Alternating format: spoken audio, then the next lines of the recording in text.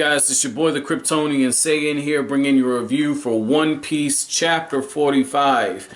Now this chapter right here was very funny, and it's because Luffy is exactly the type of person that I have to train at the job I'm getting ready to quit. And speaking of Luffy, look at this right here. Look at this cover art. This is probably my favorite right here. Luffy's got that super nonchalant feel to him, man. Like the way he's got his hand on his cheek, and oh man, that's nice right there, man. You know, Zoro, I like Zoro's outfit better than anybody else's, but you know, everybody's kind of chill, man. Usopp's got a nice thing, and you know, I like the rose in the mouth. Nami, I mean, this was really good, man. The cover art was really nice for this chapter. But back to what I was saying, when you guys work in a restaurant setting, or in my case, I have a kitchen, I have cooks, and I have servers, people I communicate with, and dishes are really expensive, man. Like my mom had a catering service for some years, and dishes are super expensive. Like when you just add up everything and like the costs and the equipment, everything is really expensive, man. And Luffy's just breaking shit left and right. And I thought that was really, really funny to see that. Like Luffy has a whole bunch of moments in this. Like he's busting the tables and eating food off of people's plates. He's just sitting, lazing around. Like Luffy is the worst hired help you could ever get. And I'm going to be honest with you, I think Luffy's doing this in order to get out of his year of service. But the way the chapter starts off, more Luffy comedy, man. Like this review is going to be very Luffy centered, if you can't tell. You know, Luffy opens up the chapter and he says, "Oh my God, you're the cook I've been looking for."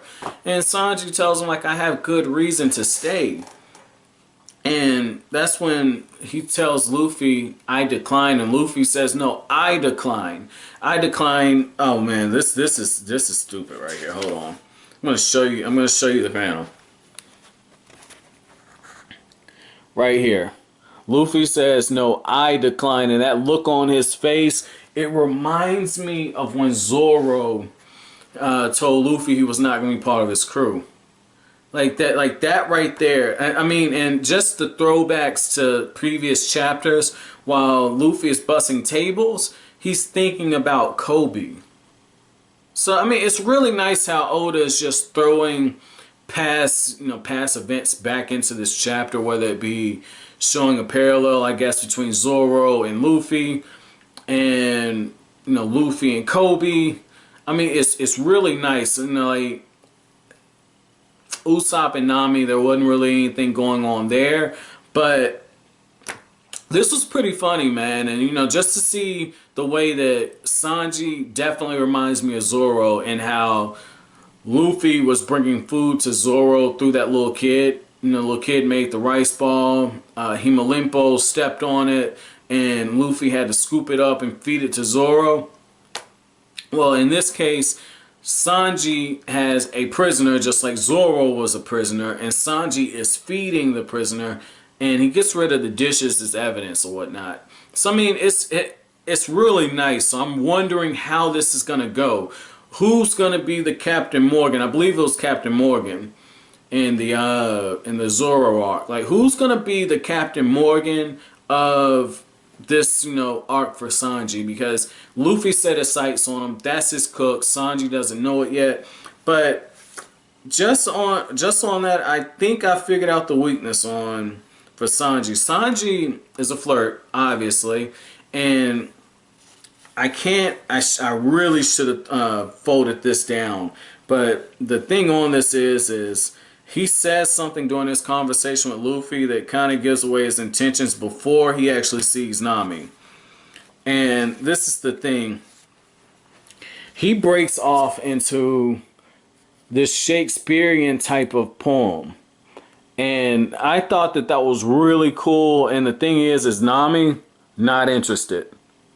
Not interested. Sanji head over heels crazy for us, and he says, I would stoop to becoming a pirate. So right there, she's gonna have a reason for him being in Luffy's crew. That much is gonna be obvious. That somehow, I'm not sure what their relationship is going to be, but as of right now, she's not interested.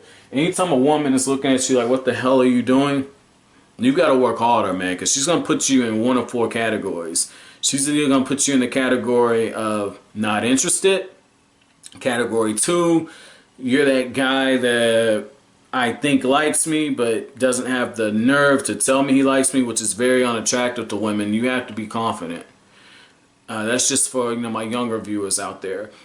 She's gonna put you in category number 3, which is the dreaded friend zone, where she says, "Okay, I'll go out on a couple of dates with you, and maybe it could turn into something." Then she says, "I don't want to ruin our friendship." Then you become like her best friend forever.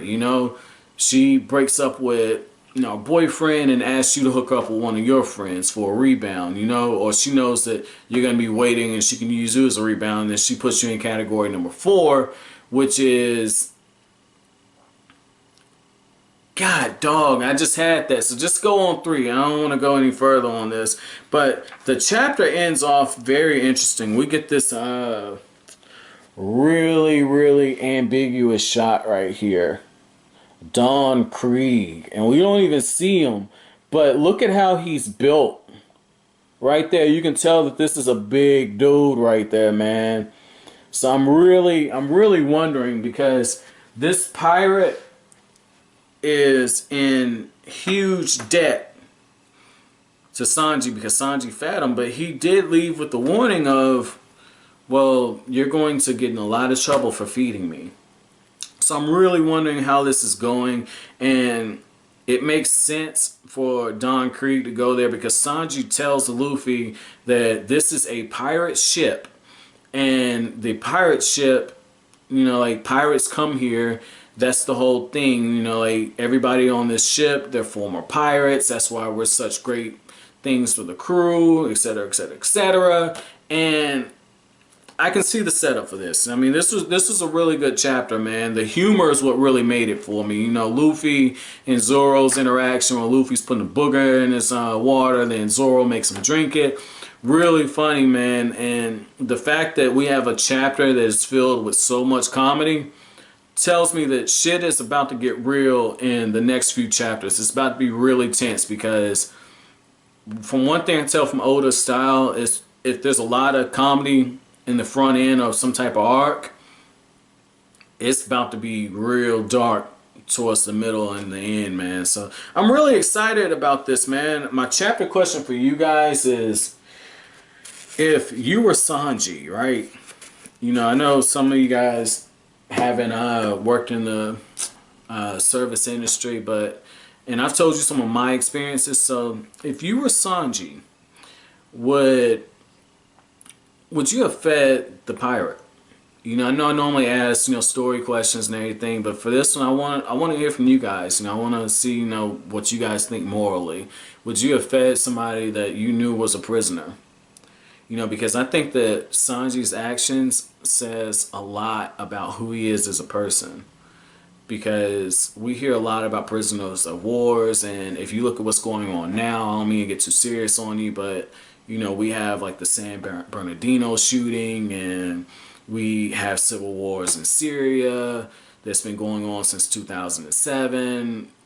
Different mini wars going on, and there's a huge debate in this country right now about what do we do about the different ISIS members and their family members, all this other stuff. So I want to know, where's your level of compassion if you were Sanji, right? Now try to, what would you do? And I'm trying to use recent events, that way you could find a way to put yourself in a situation that isn't fictional.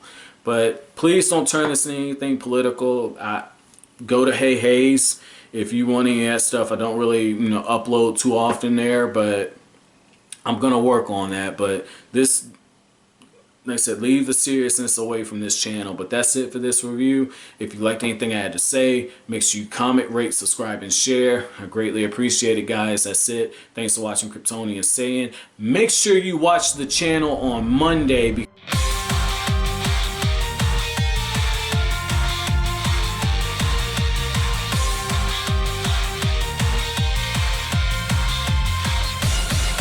灰色の瞳